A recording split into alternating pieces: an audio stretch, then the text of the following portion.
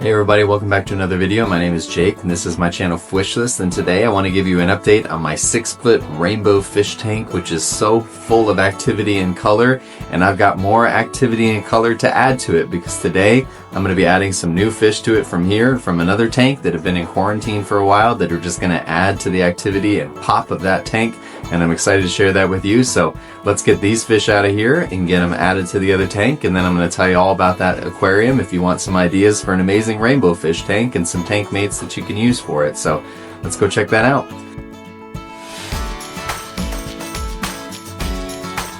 So what do we got on the menu today? We are going to be adding 3 different kinds of fish to this tank. Hopefully not actually on the menu for the fish that are in the tank currently. But I am going to be adding swordtails, which are these beautiful, I don't know if they're sunset swordtails, what they are exactly, but they are absolutely incredibly orange, and I'm super excited to put them in there just to add a little bit of a splash of color to the tank. Not that it doesn't have enough color as it is, but it doesn't have any orange in it. So we're going to be adding these swordtails to the tank. And the other fish that I'm really excited to finally have is roseline sharks, or roseline barbs. They have quite a few different names, but roseline sharks are also going to be added in there, and I think they're just going to add some amazing color and another splash of activity to the tank. The last fish that we're adding are Siamese algae eaters. I already have 2 very large ones, but the small ones do the best at eating algae. Now, I don't have a ton of algae in the tank for them to eat, but I just want the 2 larger ones to have a little bit larger group. And there's a little bit of blackbeard algae starting to build up in there, and the small ones generally do a better job at eating blackbeard algae. My favorite method when it comes to catching fish is a 2-net technique. That way I can kind of keep my hands out of the water if I can, but I'll stick my hand in there if I need to and kind of guide them to the net. But it always helps to have just one stationary and one moving and kind of guide the fish to the net. But I feel like the last one is always the hardest to catch. So I don't know what it is. That last one seems to have figured out my game and they know how to get away. But I'm going to put them in the tank to acclimate for about 30 minutes. Hopefully there's not too many fish in this little container that they'll have enough oxygen during that time. But I really want the temperature to get perfect before adding them to the tank. All right, I'm going to get these guys in the tank. They have gotten to the right temperature here. And then I'm going to leave the lights off for a little bit and let them kind of acclimate with the lights off so they don't get picked on, and then I'll come back and show you the whole tank and then we'll talk about them. So. Alright, well, it's been a few hours and I got the new fish in the tank and it is looking amazing. The lights just came on, and so the fish are all trying to breed with each other, so they're showing off their best colors, and this is the best time for me to show off this tank to you. It looks amazing. I love the new fish. They have fit in nicely already. It looks like nobody's picking on them. Everybody looks like they're doing great, so I'm happy with that. But I want to show this tank to you and tell you about maybe a few things that I would have done differently as far as stocking options, and maybe a few things that are going well and things that I'm really enjoying with this aquarium. So first off, let's talk about some things that I would probably do differently. There's a few fish in this tank that I kind of wish I wouldn't have added in. There's some white cloud minnows up there at the top that are just kind of small, and I think I'm kind of losing them one at a time. There's also some ember tetras that are really small. You can see one of them right there that I put a few more in there than I've seen, but just with all the plants and the sticks and the million places to hide, it's hard to keep track of the fish and know if you're losing them or not. It's a big enough tank that I'm not too worried about losing them as far as water quality goes, but I don't want to lose my fish. So that's a little bit of a bummer. Plus, I don't think I'd be able to get them out of here even if I tried. There's just too many places to hide. So unfortunately, I think they are staying in there for the long haul. There is also, I added a trio of mollies, which of course now that I want to talk about them, I can't find them. And there were 3 of them, but I don't think that that was a good call just because they have a little bit of a different diet. I think they need a little bit more vegetative matter in their diet, a little more veggie matter. And they're just not getting that in this tank because this just doesn't fit in the diet with the rest of the fish.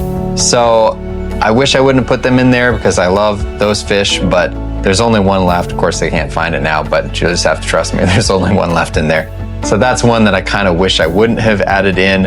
I do kind of want to get more of those so that I can give them their own tank, because they're just absolutely amazing. I don't know how well these quarries fit in there too.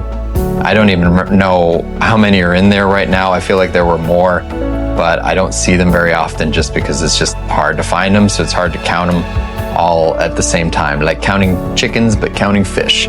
So maybe I'll add some more of those later, because I don't mind them in the tank, but I just don't know how well they're doing and if this is the right setup for them. But other than that, the only other weird thing to point out is you can see there's some electric blue acaras right here. Here's one. And I bred these and I was growing them out, and they were a little bit too small to go into the tank that I wanted to put them in. I just thought they were going to get eaten. So I decided, you know what, let's just throw them in here. They were so small at the time and see how they do. And they have done very nicely. They're another reason why these Ember Tetras probably won't last long once these guys get big enough to fit them in their mouths. So, and same thing with the white cloud minnows, but I'm not sure if they're going to stay there. They are definitely very beautiful, and they would look really good in this tank. You can put rainbow fish with cichlids. It's possible to do, but I just kind of want this to be a rainbow fish tank. So I don't know if I'm going to keep them in there for a long term. I may change that around. So I think that's it with things that I would do differently. The only other thing isn't necessarily a mistake or something bad, but it is something that was unintended. There is a layer of soil, organic potting soil, beneath this sand cap here, and that's working great. You can see the plants have grown in very nicely. Those Amazon swords love it, and you see the Crypspiralis and all the tall crypts there. They are absolutely loving that soil underneath there. However, I took a gamble on this sand substrate. I bought some cheap substrate from Tractor Supply. And I bought it because I was just kind of tired of using the same color sands and the same sands in every tank. Everything was Black Diamond Blasting Sand or Carib Sea Sunset Gold, which I really like those. But, you know, when you do it over and over again, it gets a little, you get a little tired of it. So I saw this stuff for super cheap. However, I didn't really test it well enough to see if it was inert or if it was going to affect my water quality or chemistry. And turns out it's not inert. It does actually buffer the water just a little bit. So the water in this tank is just a little bit harder than my other tanks, but I don't think it's necessarily bad. I haven't noticed any issues with it. There's that Molly. Molly came out. There you are. See, I told you he's in there. Or she. I think it's actually a female. But so that substrate is not inert, and it is making the water just a little bit harder. So no big deal. Doesn't really affect the fish much, but it is something that was unintended.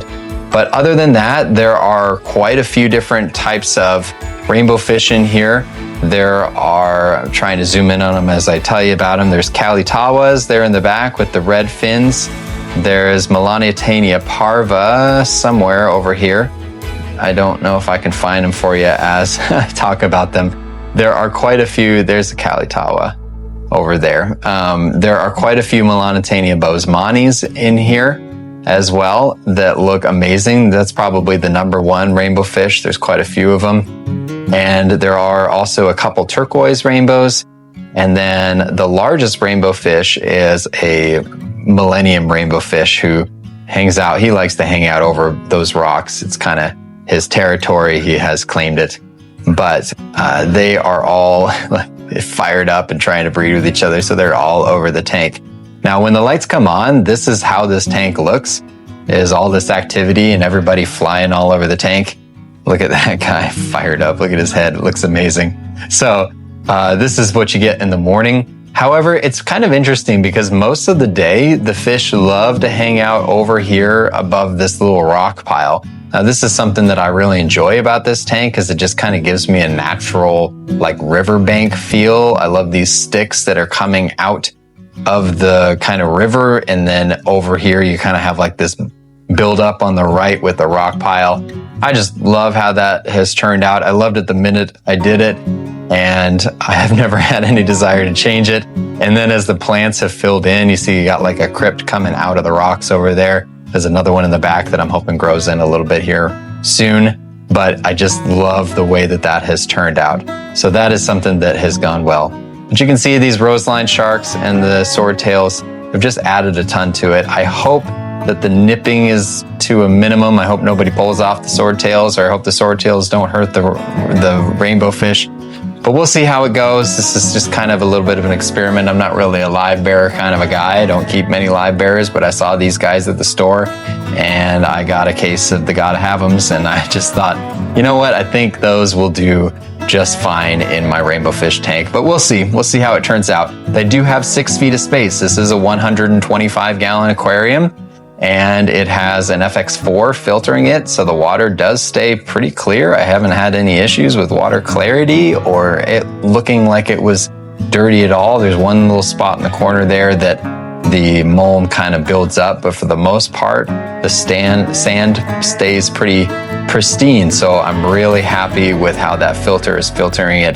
The light on the tank is an aquarium co-op light that they don't make anymore, and you see it's kind of suspended there above it, which is great because it just helps give every level of this tank some light. So I'm really happy with how this tank is turning out, and I'm really excited to be able to share it with all of you. Let me know what your thoughts are down in the comment section, and I'll see you in the next one. Fish List out.